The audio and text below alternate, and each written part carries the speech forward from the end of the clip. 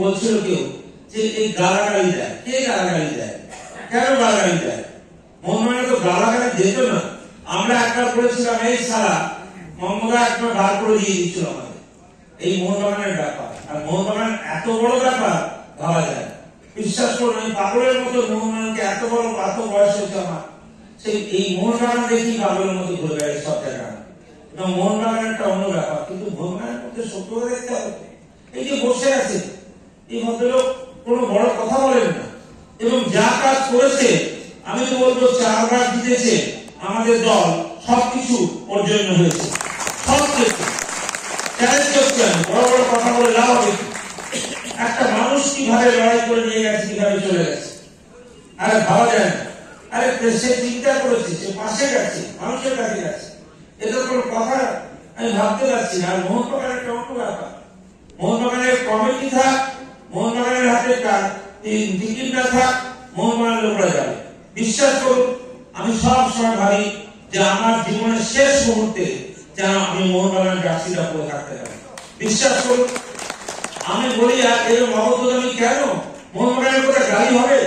আমরা খেলতে গেছি, হ্যাঁ মোহনবাগান মাঠে একবার পা দিয়ে তুলেছিলাম, আমাদের ক্লাব থেকে বার করে দিয়েছিল, পাটা তুলেছিলাম খালি, নট অ্যালাউড, এক্ষুনি বেরিয়ে যাওয়া হয়।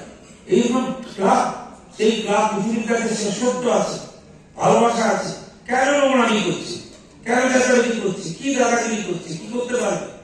যে ভালো লোক তাকে টিকিট করতে হবে, তাকে চলতে হবে।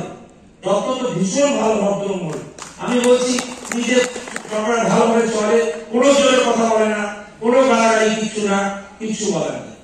আর আমার এই জন্য আমার মনে হয় যে আপনারা আপনাদের সঙ্গে থাকুন, থাকুন এখানে, আপনারা সাহায্য করুন, ওর সঙ্গে থাকুন, ও যেন 1000 ভোটে জিতে যায়, আমার একটা কথা এটা প্লিজ করুন।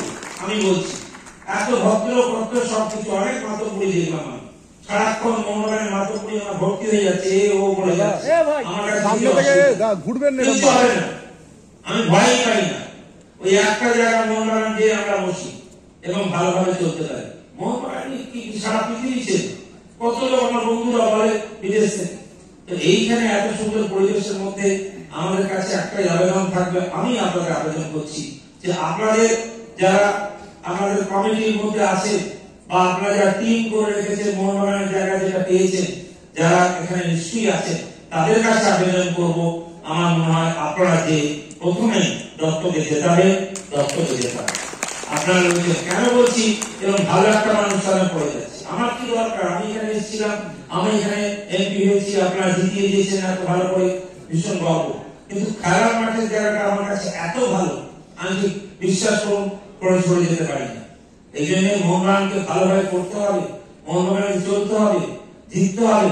এবং আমি এর মধ্যে একটা কথা বলি যে মোহনবাগান মাঠে আমরা দেখতে চাইবো দত্ত থাকবে, কিন্তু তার মধ্যে দেখতে চাইবো আমি যে আমাদের বাংলার যেন 4টে থেকে 5টা ছেলে থাকতে পারে, মোহনবাগান খেলতে পারে।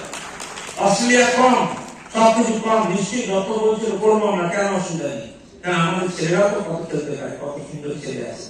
তেমনি বারবার বলি আপনাদের এখানে তো আমি থাকি, যাতায়াত এখানে আমার, আমি এখানে এমপি, সেটা কথা না, কিন্তু ফুটবল খেলা যে না খেলেছে মোহনবাগানকে, সে ঠিক ফুটবল আর খেলতে পারেনি। একদম ফুটবলের এত শূন্য ব্যাপার আছে। মোহনবাগান কি বলছে, ভালো চলছে, কি ভালো খেলা হচ্ছে, সবকিছু হচ্ছে, এই গালাগালি দিচ্ছে বলছে, আমি শুনে দুঃখ পাচ্ছি। কেন গালাগালি দেবে? কি অন্যায় করেছে? কাজ করতে এসছে সব মোহনবাগানে। আমার জীবনে এই মোহনবাগানকে দেখে ভাবুন না আমি এখানেও জার্সি মতো পড়ে আছি, সারা জীবন ধরে। বিশ্বাস করুন, আপনারা যদি শ্রদ্ধা জানিয়ে বলি, আমাকে আপনি যদি একটা এইটা পড়িয়ে দেন, আমি সারাক্ষণ আপনার সাথে থাকবো, চলবো, অসুবিধা নেই। এত বড় বড় প্লেয়ার খেলেছে এখানে, কত মানুষ পেয়েছে, সেই মোহনবাগানের মধ্যে এখন কি লড়াই করতে হবে? আমার তো মনে হয় ইলেকশন করার কি দরকার? ইলেকশন দরকার হচ্ছে, কিছু দরকার নেই, অত মাতব্বরি কিচ্ছু নেই। সবাই মিলে আমরা থাকবো, আমরা সবাইকে বলবো, হাততালি দেবে, হাতের ওপর দেবে, যে যে পাবে সে ক্লাবে আসবে। কেন এসব ব্যাপার? এটা কেন হচ্ছে আমি ঠিক মানতে পারছি। যে ইলেকশনের যে কখন ঢুকবেন না, কোথায় যাবেন, সে তো ব্যাপার না। সেই জন্য আপনাদের সবাইকে ধন্যবাদ জানাই, অনেকক্ষণ আমি ছিলাম, থাকবো, কোনো অসুবিধা নেই। আমার একটাই কথা বলা যে আমরা মোহনবাগানকে বাঁচিয়ে রাখতে হবে, বাঁচিয়ে রাখতে হবে, বাঁচিয়ে রাখতে হবে। সেই নিয়ে মোহনবাগানের কাছে এইটাই বলা যে মোহনবাগানের যত আছেন আপনারা সবাই আছেন, আমি জানি যে হাওড়ায় মোহনবাগানের মানুষ নেই বা আপনাদের এখানে নেই ভাবতেই পারা যায় না।